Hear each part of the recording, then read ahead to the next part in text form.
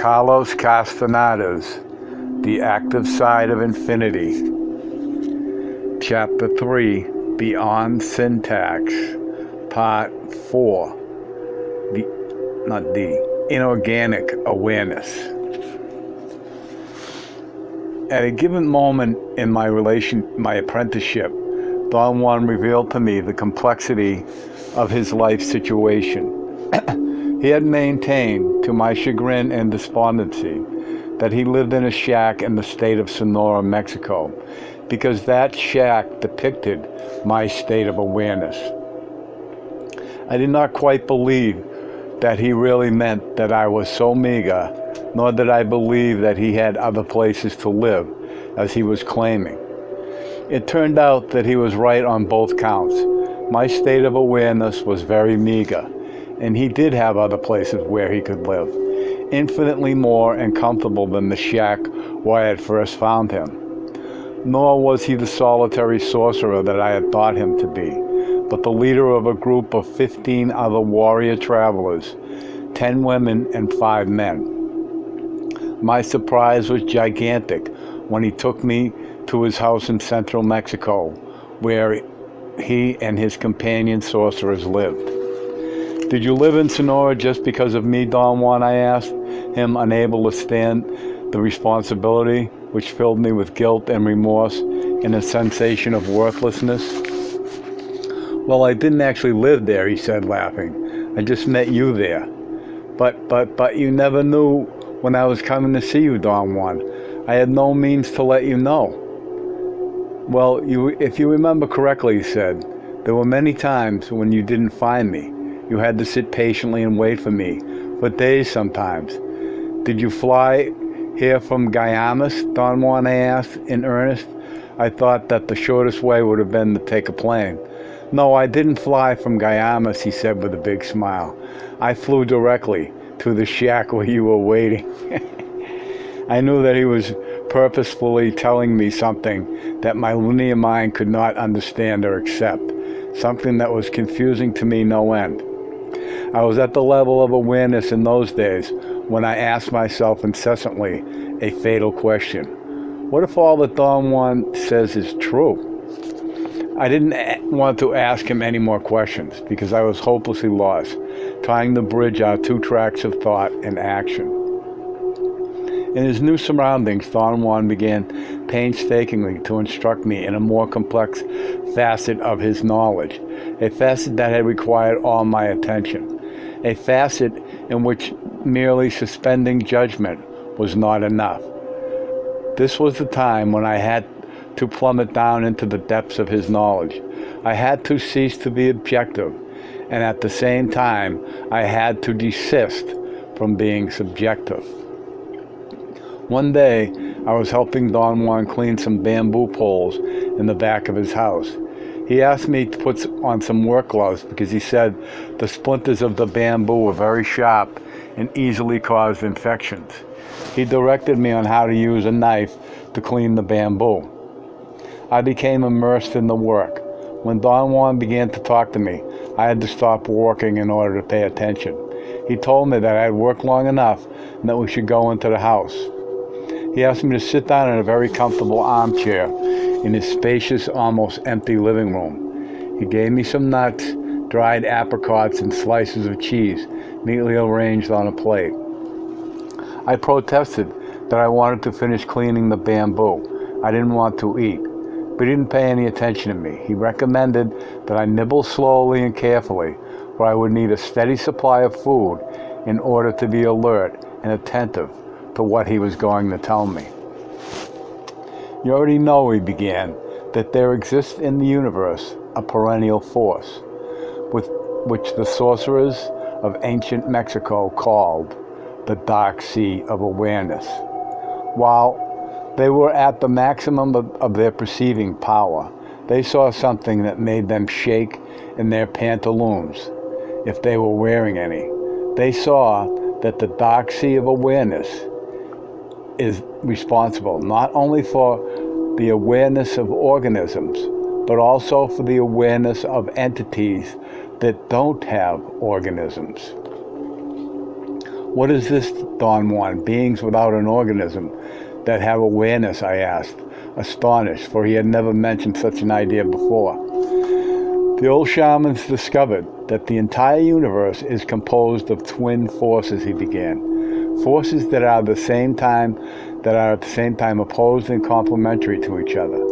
It is inescapable that our world is a twin world. Its opposite and complementary world is one populated by beings that have awareness, but not an organism. For this reason, the old shamans called them inorganic beings. And where is this world, Don Juan? I asked, munching unconsciously on a piece of dried apricot. Here, where you are and I are sitting, he replied, matter-of-factly, but laughing outright at my nervousness. I tell you that it's our twin world, so it's intimately related to us. The sorcerers of ancient Mexico didn't think like you do in terms of space and time. They thought exclusively in terms of awareness. Two types of awareness coexist without ever impinging on each other, because each type is entirely different from the other. The old shamans faced this problem of coexistence without concerning themselves with time and space. They reasoned that the degree of awareness of organic beings and the degree of awareness of inorganic beings were so different that both could coexist with the most minimal interference. Can we perceive those inorganic beings, Don Juan? I asked. We certainly can, he replied. Sorcerers do it at will. Average men do it, but they don't realize that they're doing it because they are not conscious of the existence of a twin world. When they think of a twin world, they enter into all kinds of mental masturbation. But it has never occurred to them that their fantasies have their origin in a subliminal knowledge that all of us have, that we are not alone. I was riveted by Don Juan's words. Suddenly I had become voraciously hungry. There was an emptiness in the pit of my stomach. All I could do was to listen as carefully as I could and eat. The difficulty with your facing things in terms of time and space, he continued, is that you only notice if something has landed in the space and time at your disposal, which is very limited. Sorcerers, on the other hand, have a vast field on which they can notice if something extraneous has landed. Lots of entities from the universe at large, entities that possess awareness but not an organism, land in the field of awareness of our world, or the field of awareness of its twin world, without an average human being ever noticing them. The entities that land on our field of awareness, or the field of awareness of our twin world, belong to other worlds that exist besides our world and its twin. The universe at large is crammed to the brim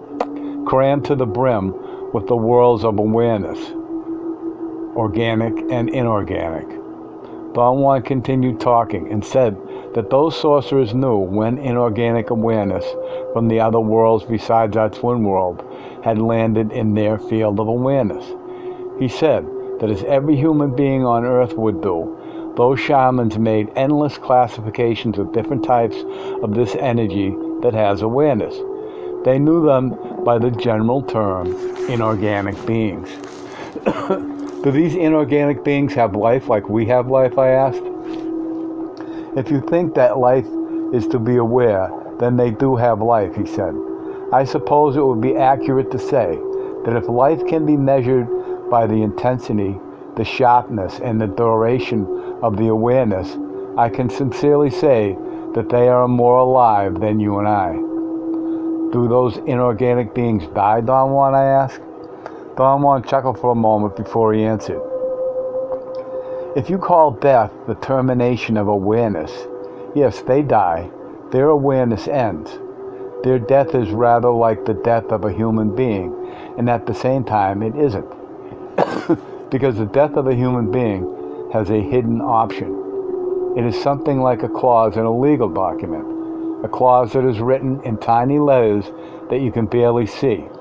You can use a magnifying glass to read it, and yet it's the most important clause of the document. What's the hidden option, Don Juan?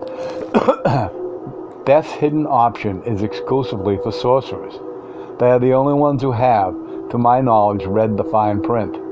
For them, the option is pertinent and functional.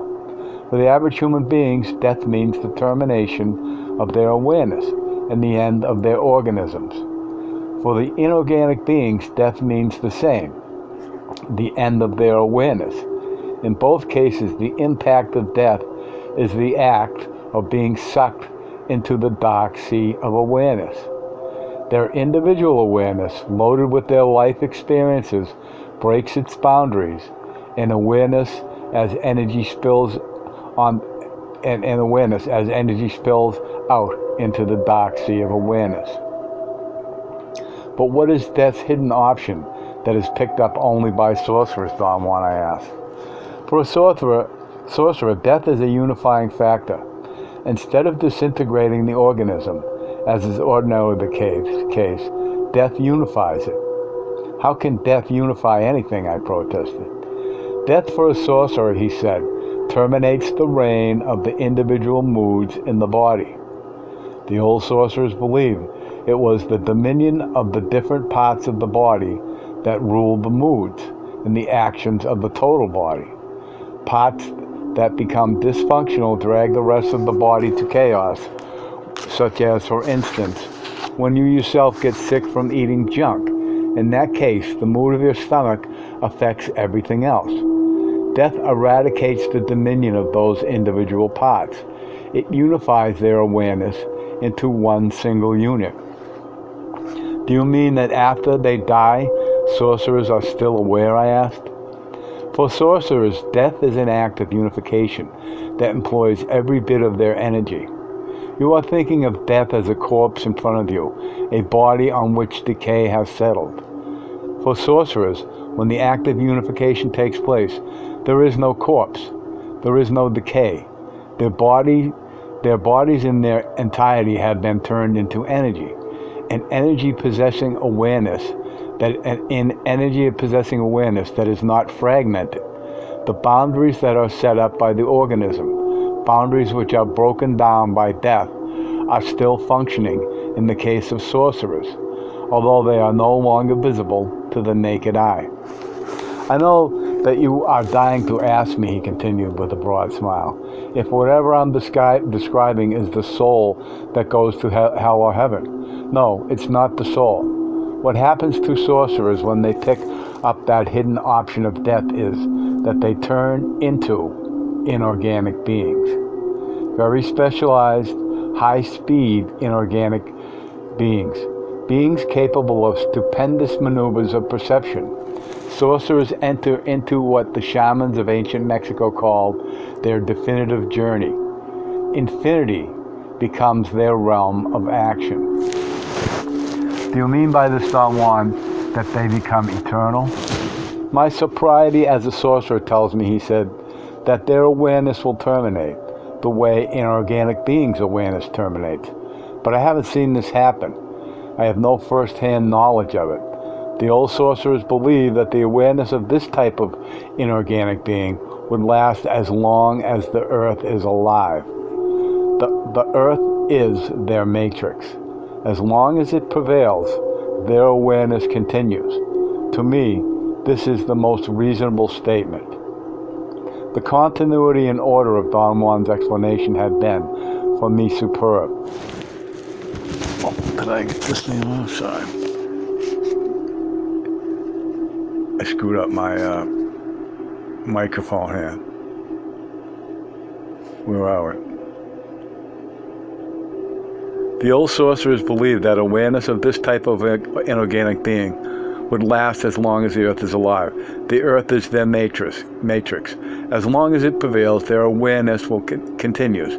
To me, this is a most reasonable statement. The continuity and order of Don Juan's explanations had been for me superb. I had no way whatsoever in which to contribute. He left me with a sensation of mystery and unvoiced expectation to be fulfilled. On my next visit to Don Juan, I began my conversation by asking him eagerly a question that was foremost in my mind. Is there a possibility, Don Juan, that ghosts and apparitions really exist? Whatever you may call a ghost or an apparition, he said, when it is scrutinized by a sorcerer, boils down to one issue. It is possibly that any of those ghost-like apparitions may be a conglomeration of energy fields that have awareness, in which we turn into things we know. If that's the case, then the apparitions have energy. Sorcerers call them energy-generating configurations, or no energy emanates from them, in which case they are phantomological creations, usually a very strong person, strong in terms of awareness. One story that intrigued me immediately, Don Juan continued, was a story that you told me once about your aunt. Do you remember? I had told Don Juan that when I was 14 years old, I had gone to live at my father's sister's house.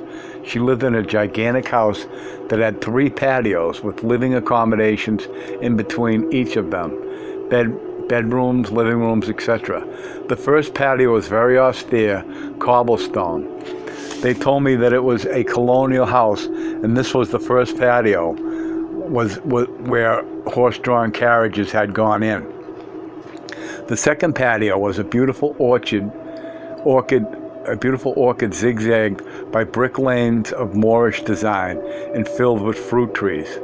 The third patio was covered with flower pots hanging from eaves of the roofs, birds in cages, and a colonial-style fountain in the middle of it running with running water, as well as a large area fenced with chicken wire set aside for my aunt's prized fighting cocks, her predilection in life. My aunt made available to me a whole apartment right in front of the fruit orchard. I thought I was going to have the time of my life there. I could eat all the fruit that I wanted. No one else in the household touched the fruit of any of those trees, for reasons that were never revealed to me. The household was composed of my aunt, a tall, round-faced, chubby lady in her 50s, very jovial, a great raconteur, and full of eccentricities that she had hid behind a formal facade in the appearance of a devout Catholic. There was a butler, a tall, imposing man in his early 40s who had been a sergeant major in the Army and had been lured out of the service to occupy the better-paid position of butler, bodyguard, and all-round man in my aunt's house. His wife, a beautiful young woman, was my aunt's companion, cook, and confidant. The couple also had a daughter, a chubby little girl who looked exactly like my aunt. The likeness was so strong that my aunt had adopted her legally. Those four were the quietest people I had ever met. They lived a very sedate life, punctuated only by the eccentricities of my aunt, who on the spur of the moment would decide to take trips or buy promising new fighting cocks, train them, and actually have serious contests in which enormous sums of money were involved. She tended her fighting cocks with loving care, sometimes all day long. She wore thick leather gloves and stiff leather leggings to keep the fighting cocks from spurring her. I spent 2 stupendous months living in my aunt's house. She taught me music in the afternoons and told me endless stories about my family's ancestors. My living situation was ideal for me because I used to go out with my friends and I didn't have to report the time I came back to anybody. Sometimes I used to spend hours without falling asleep, lying on my bed. I used to keep my window open to let the smell of the orange blossoms fill my room. Whenever I was lying there awake, I would hear someone walking down a long corridor that ran the length of the whole property on the north side, joining all the patios of the house. This corridor had beautiful arches and a tiled roof. There were 4 light bulbs of minimal voltage that dimly illuminated the corridor, lights that were turned on at 6 o'clock every evening and turned off at 6 in the morning. I asked my aunt if anyone walked at night and stopped at my window. because whoever was walking always stopped by my window, turned around and walked back again toward the main entrance of the house. Don't trouble yourself with nonsense, dear, my aunt said. It's probably my butler making his rounds. Big deal. Were you frightened? No, I wasn't frightened, I said. I just got curious because your butler walks up to my room every night. Sometimes his steps wake me up. She discarded my inquiry in a matter-of-fact fashion, saying that the butler had been a military man and was habituated to making his rounds, as a sentry would. I accepted her explanation. One day I mentioned to the butler that his steps were just too loud and asked if he could make his rounds by my window with a little more care so that it would let me sleep. I don't know what you're talking about, he said in a gruff voice. My aunt told me that you make rounds at night, I said. I never do such a thing, he said, his eyes flaring with disgust. But who walks by my window then? Nobody walks by your window. You're imagining things. Just go back to sleep. Don't go around stirring things up. I'm telling you this for your own good. Nothing could have been worse for me in those years than someone telling me that they were doing something for my own good. That night, as soon as I began to hear the footsteps, I got out of my bed and stood behind the wall that led to the entrance of my apartment. Then I calculated that whoever was walking was by the second bulb. I stuck my head out to look down the corridor. The steps stopped abruptly, but there was no one in sight. The dimly illuminated corridor was deserted. If somebody had been walking there, they wouldn't have had the time to hide because there was no place to hide. There was only bare walls. My fright was so immense that I woke up the whole household screaming my head off. My aunt and her butler tried to calm me down by telling me that I was imagining all that. But my agitation was so intense that both of them sheepishly confessed, in the end, that something which was unknown to them walked in that house every night. Don Juan had said that it was almost surely my aunt who walked at night. That is to say, some aspect of her awareness over which she had no volitional control. He believed that this phenomenon obeyed a sense of playfulness or mystery that she cultivated. Don Juan was sure that it was not a far-fetched idea that my aunt, at a subliminal level, was not only making all those noises happening, but that she was capable of much more complex manipulations of awareness. Don Juan had also said that to be completely fair, he had to admit the possibility that the steps were the product of inorganic awareness. Don Juan said that the inorganic beings who populated our twin worlds were considered by the sorcerers of his lineage to be our relatives.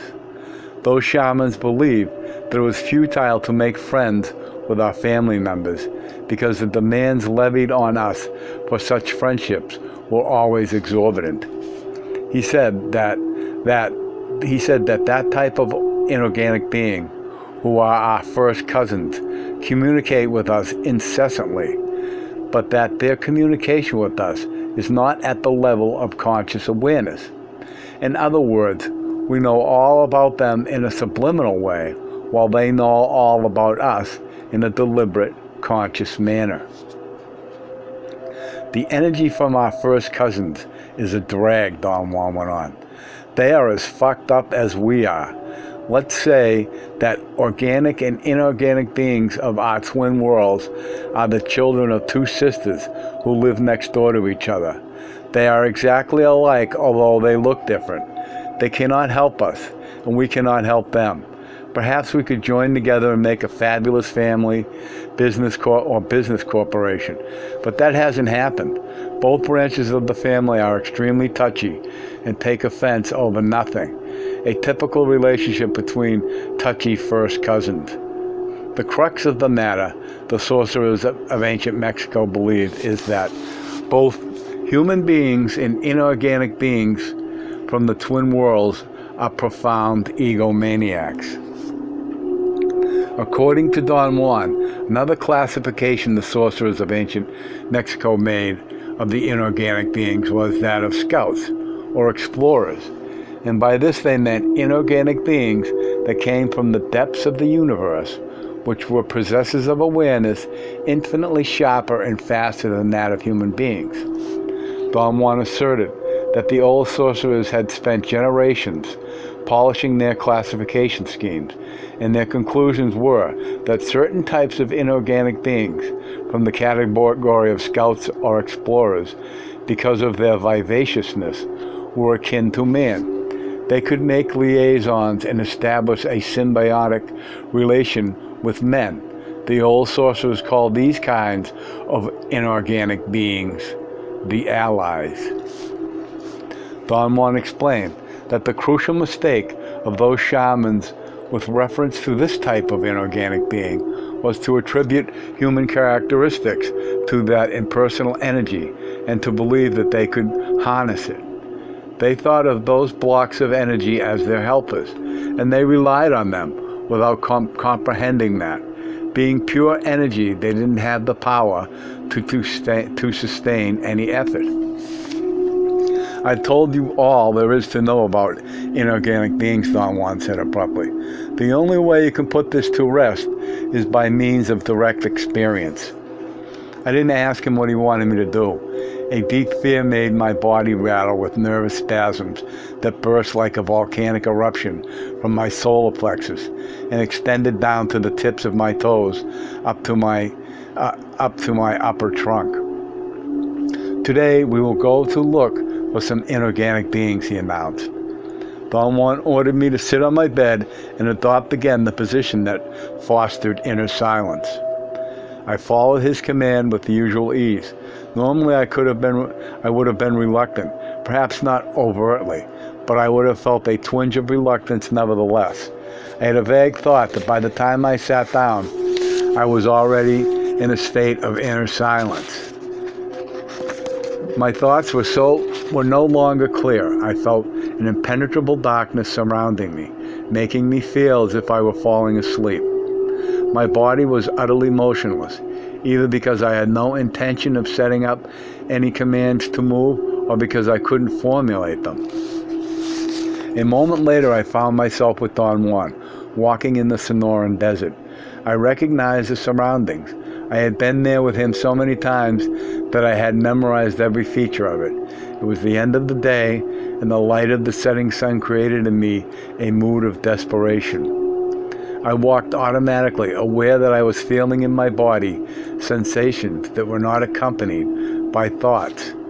I was not describing to myself my state of being. I wanted to tell this to Don Juan, but the desire to communicate my bodily sensation to him vanished in an instant. Don Juan said very slowly in a low, grave voice that the dry riverbed on which we were walking was a most appropriate place for our business at hand, and that I should sit on a small boulder alone while he went and sat on another boulder about 50 feet away. I didn't ask Don Juan, as I ordinarily would have, what I was supposed to do. I knew what I had to do. I heard then the rustling steps of people walking through the bushes that were sparsely scattered around. There wasn't enough moisture in the area to allow a heavy growth of underbrush. Some sturdy bushes grew there with a space of perhaps 10 or 15 feet between them. I saw then two men approaching. They seemed to be local men, perhaps Yaqui Indians from one of the Yaqui towns in the vicinity. They came and stood by me. One of them nonchalantly asked me how I had been. I wanted to smile at him, laugh, but I couldn't. His face was extremely rigid, yet I was ebullient. I wanted to jump up and down, but I couldn't. I told them that I had been fine. Then I asked them who they were. I said to them that I didn't know them, and yet I sensed an extraordinary familiarity with them. One of the men said matter-of-factly that they were my allies. I stared at them, trying to memorize their features. But their features changed. They seemed to mold themselves to the mood of my stare. No thoughts were involved. Everything was a matter guided by visceral sensations. I stared at them long enough to erase their features completely, and finally I was facing two shiny blobs of luminosity that vibrated. The blobs of luminosity did not have boundaries. They seemed to sustain themselves cohesively from within. At times they became flat and wide, then they would take on a verticality again, at the height of a man. Suddenly I felt Don Juan's arm hook around my right arm and pull me from the boulder. He said that it was time to go. The next moment I was in his house again in central Mexico, more bewildered than ever. Today you found inorganic awareness, and then you saw it as it really is, he said. Energy is the irreducible residue of everything. As far as we are concerned, to see energy directly is the bottom line for a human being. Perhaps there are other things beyond that, but they are not available to us. Don Juan asserted all over and over, and every time he said it, his words seemed to solidify me more and more, to help me return to my normal state. I told Don Juan everything I had witnessed, everything I had heard. Don Juan explained to me that I had succeeded that day in transforming the anthropomorphic shape of the inorganic beings into their essence, impersonal energy aware of itself.